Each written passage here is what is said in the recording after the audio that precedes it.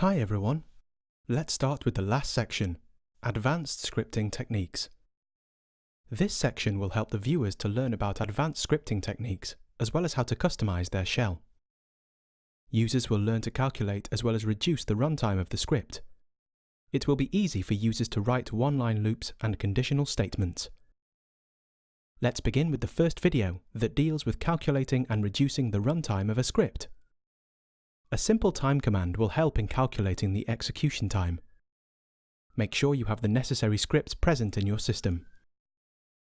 Let's write a simple script that contains a few commands, and then, using the time command, we will get the runtime of that script. So, we will add these lines of code in the already created script file, cal_runtime.sh.